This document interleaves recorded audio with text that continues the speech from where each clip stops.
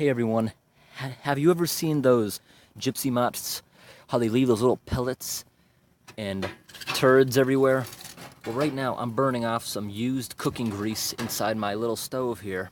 And what happens is the soot builds up in the chimney, it rolls, when it gets too heavy, it slips and goes right out the pipe. It looks just like gypsy moth poops.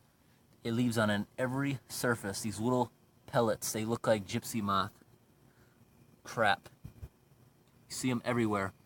One rainstorm, it washes them all away. It's just soot. Every surface you can think of out here has them. A good example is on top of this trash can. They are everywhere. See, you just smush them and they go right away. Turn on a sprinkler, wait for the rain, they'll be gone. It's actually good fertilizer for your lawn because there's so many of them. Damn, these things are going to be everywhere in the neighborhood on everything. It's kind of funny. Everywhere, these little pellets. And it's not going to rain for another day. Oh, look at this. There's not as many of them. They're still here. And I just walked about 100 yards away, and they're still around. So these things will drift approximately 3 houses away, maybe further, but the further you go, the less there are. Okay, back literally 5 feet away from the stove. They are absolutely everywhere. Look at that. There's like thousands right beneath the pipe. You could see it coming out right out of the pipe. It's like snowing. You see all that? It looks like it's snowing. This could be taking place in the middle of winter. You see what I meant?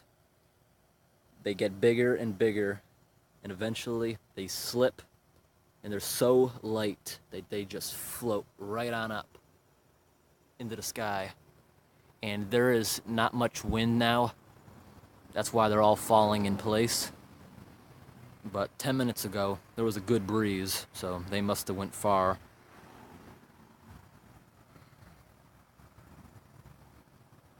When they land, they look like gypsy moth crap, caterpillar crap, any of the caterpillars. But it looks like snow when you put a light up against it. Is that a better angle? And this is just cooking grease. It looks all toxic and crap. It really isn't.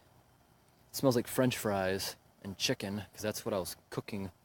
This is just old grease. This is a cool stove that I built here. Part of an old 50s furnace.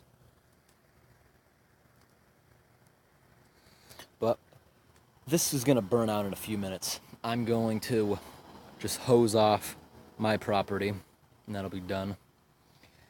What I'm burning now, I have 1 tub of grease in there, which maybe has another 10 minutes before it burns out. Then I'm done, because I have a deep fryer that takes 1 gallon of grease, so I can put a 1/3 gallon in each of these containers. There's just 1 in there now, but I had 2 side by side earlier. This thing throws so much heat, it melts the tins I put them in. These things here are, I had wicks that were made out of paper towels, to, you know, because you got to get the oil to burn. Look at that. It's like a cocoon of a caterpillar or something. It's like a hard shell, and you can just break it. Just crushes. Break it there. Fertilize the lawn. This ash is actually really good for the lawn. It'll make it grow nice and green. These can go in the recycling bin now that they're cool. Same with these. That was in case there was a flare-up. Wasn't ever a flare-up. Thing throws so much heat. Can't see it with the camera flash on, but this is all bright red. Let me cover the flash. You see that? It looks a little purple on camera, but that is really hot. Put my hand under here. I noticed it was starting to heat up the pavement. I didn't want it to wreck the pavement, so occasionally just give it a flush every 10 minutes, and that keeps it cool. These tubs of grease, I put 8 paper towel wicks in each one. It takes about 20 minutes to burn each. Thanks for watching.